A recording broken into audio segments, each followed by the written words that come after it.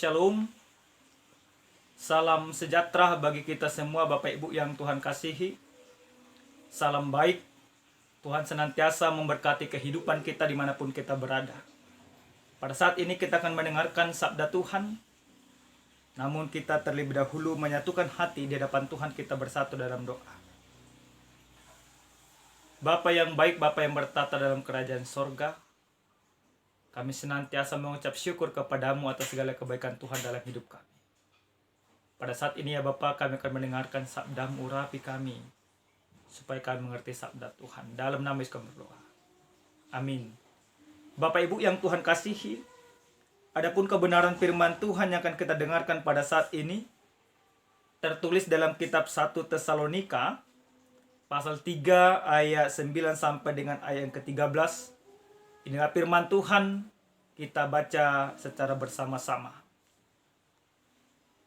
Sebab ucapan syukur apakah yang dapat kami persembahkan kepada Allah atas segala sukacita yang kami peroleh karena kamu di hadapan Allah kita.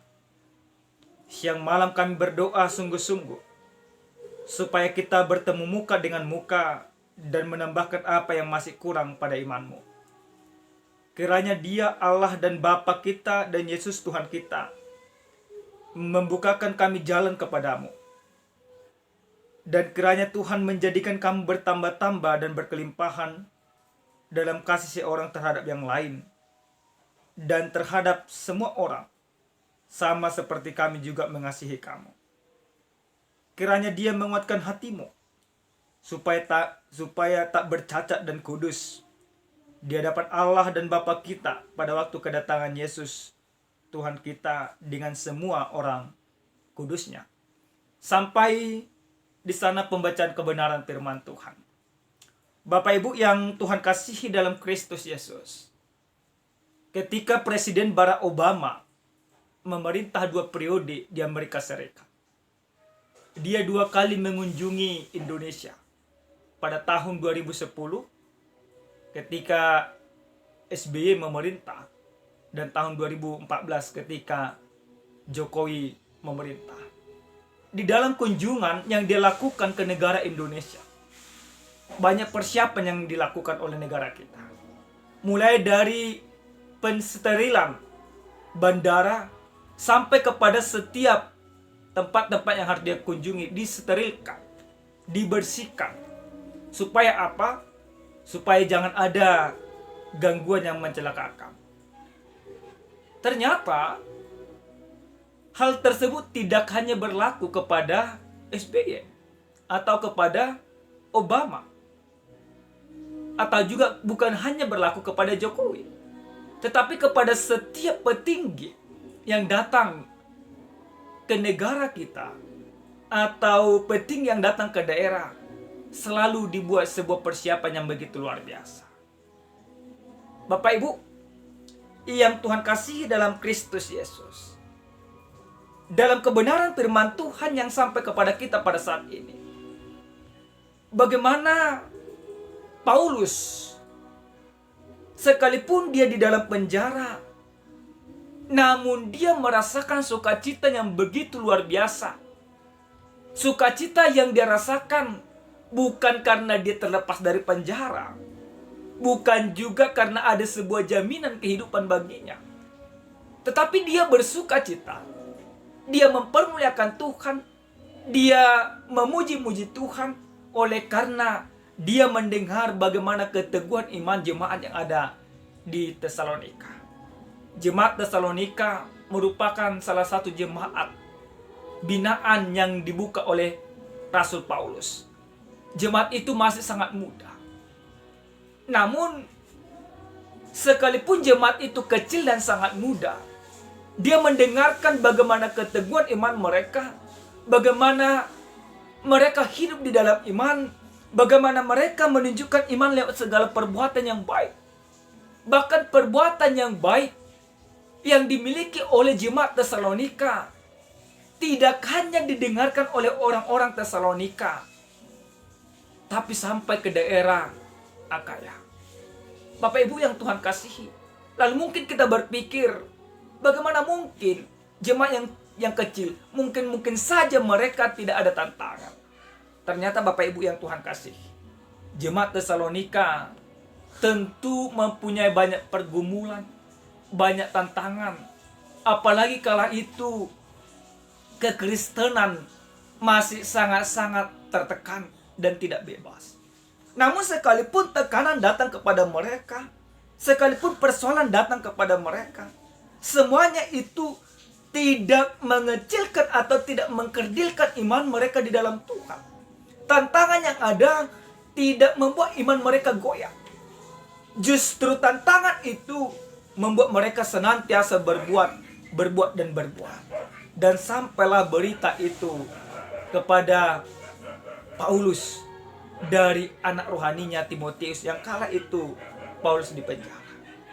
Dalam kebenaran firman Tuhan ini, bagaimana dalam ayat ke-9 jelas dikatakan, sebab ucapan syukur apakah yang dapat kami persembahkan kepada Allah atas segala sukacita yang kami peroleh karena kamu di hadapan Allah kita.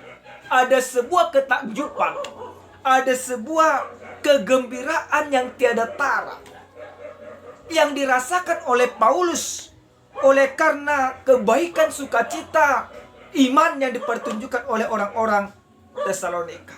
Bahkan Paulus katakan sangat-sangat bersukacitanya dia. Saking bersukacitanya Paulus, dia katakan siang malam dia berdoa untuk mereka. Paulus senantiasa membawakan jemaat Tesalonika di dalam doanya siang dan malam. Yang artinya seperti apa? Paulus benar-benar memperhatikan jemaat Tesalonika dalam segala hal, termasuk dalam hal doa. Lalu Paulus katakan di dalam sukacitanya, dia katakan kiranya dia Allah dan Bapa kita dan Yesus Tuhan kita membukakan kami jalan kepadamu, dan kiranya Tuhan menjadikan kami bertambah-tambah. Paulus mengatakan bahwa sukacita itu harus mereka lakukan di dalam Tuhan. Perbuatan yang mereka lakukan menjadi sebuah cerminan bahwa Kristus hidup di dalam mereka. Paulus menyerahkan semuanya kepada Tuhan, supaya Tuhan senantiasa memberikan kekuatan kepada mereka. Makanya Paulus katakan dalam ayat ke-13, kiranya dia menguatkan hatimu supaya tak bercacat. Paulus tahu bahwa tantangan bagi mereka belum usai. Tantangan bagi mereka belum berhenti. Maka Paulus katakan Tuhan kiranya menguatkan hati mereka. Bapak Ibu yang Tuhan kasihi dalam Kristus Yesus, adapun tema kita pada saat ini dikatakan menyambut kedatangan Tuhan dalam kekudusan. Bagaimana orang percaya pada saat ini menyambut kedatangan Tuhan Yesus dalam kekudusan? Apalagi kita telah memasuki khotbah ini, yaitu dalam Advent yang pertama. Bagaimana orang Kristen, orang beriman menyambut Tuhan penuh dengan kekudusan? Kalau di dalam pendahuluan khotbah, jelas kami katakan tadi Bapak Ibu yang Tuhan kasih, ketika orang-orang petinggi, orang-orang berpendidikan, orang-orang berkedudukan datang ke suatu daerah, datang ke negara kita, banyak persiapan penyambutan yang dilakukan. Maka pada saat ini orang Kristen diajak, karena Allah yang kita sembah, Yesus Kristus, akan datang bertemu dengan kita. Maka kita harus menyambut dia. Bagaimana kita menyambut Yesus pada masa Minggu Advent ini di dalam kehidupan kita?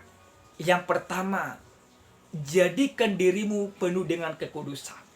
Ini Bapak Ibu yang Tuhan kasihi.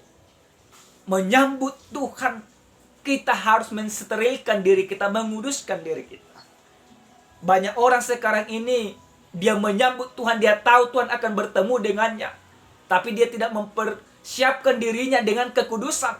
Dia masih melakukan banyak dosa di dalam kehidupan. Dia masih melakukan banyak kejahatan di dalam hidupnya. Maka firman ini mau mengajak kita, bagaimana kita menyambut Tuhan penuh dengan kekudusan. Kuduskan dirimu. Paulus mendoakan orang-orang Tesalonika supaya ketika Tuhan datang, mereka kuat, mereka kudus dan tidak bercacat, dikatakan dalam ayat yang ke-13 itu. Karena apa? Karena Paulus tahu Allah yang datang, Yesus yang akan turun, Yesus akan menemui setiap orang yang percaya, yaitu dia akan datang dengan kekudusan, dengan orang-orang kudusnya. Maka kita juga, orang-orang berdosa ini, diajak dalam penyambutan Tuhan. Kuduskan hidupmu di dalam kehidupanmu. Tanya masing-masing Bapak Ibu yang Tuhan kasih, bagaimana keluarga kita selama ini? Bagaimana rumah tangga kita? Apakah rumah tangga kita sudah penuh dengan kekudusan di dalam hidupnya? Atau rumah tangga kita yang kita bangun, kehidupan keluarga kita yang kita jalani selama ini masih penuh dengan persoalan, masih penuh dengan dosa? Maka lewat firman ini, saya mau mengajak kita semuanya yang Tuhan kasih. Jadikan dirimu kudus di hadapan Tuhan, karena Tuhan Allah adalah kudus. Yang kedua Bapak Ibu yang Tuhan kasih, bagaimana kita menyambut Tuhan di dalam kehidupan kita pada saat ini. Yang kedua firman ini mau mengatakan kepada kita, dalam penyambutan Tuhan, kita harus penuh dengan ucapan syukur. Kita harus bersyukur Bapak Ibu yang Tuhan kasih. Tidak waktunya lagi kita mengeluh, kita bersyukur. Paulus bersyukur karena dia tahu bahwa Tuhan ada di tengah-tengah jemaat Tesalonika. Maka kita juga harus bersyukur bahwa Tuhan ada di dalam hati kita. Kristus ada bersama kita. Maka kita harus bersyukur kepada Tuhan karena Tuhan memberikan segala kesempatan dan kebaikan dalam hidup kita. Maka Bapak Ibu yang Tuhan kasihi, lewat firman ini yang kedua kami mengajak kita, mari kita mengucap syukur kepada Tuhan. Karena apa? Karena Tuhan masih berkenan untuk bertemu dengan kita. Karena apa? Karena kita percaya Tuhan ada di dalam kita dan kita ada di dalam Tuhan.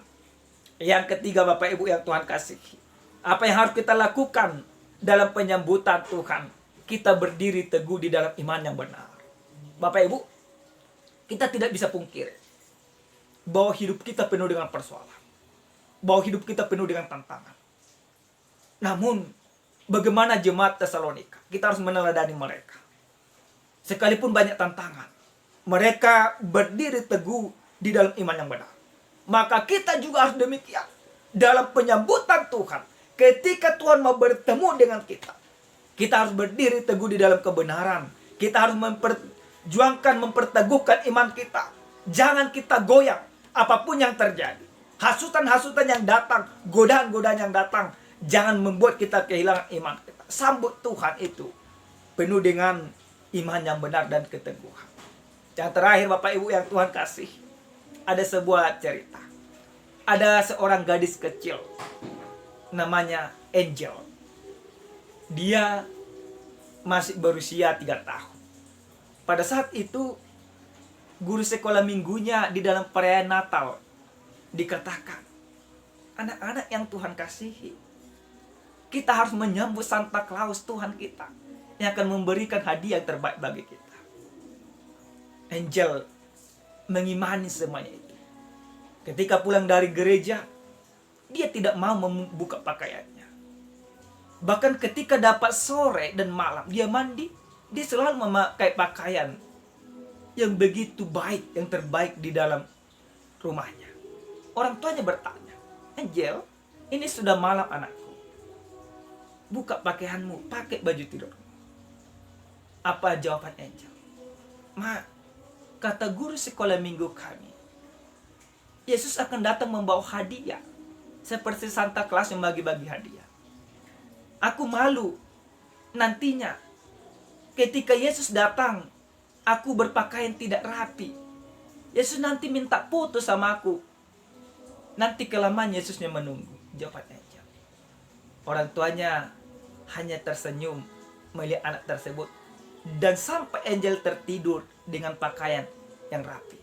Bahkan salah satu uniknya doa Angel. Dia katakan, Tuhan Yesus, Engkau datanglah, aku sudah menyambutmu pada saat ini. Itu doa Angel.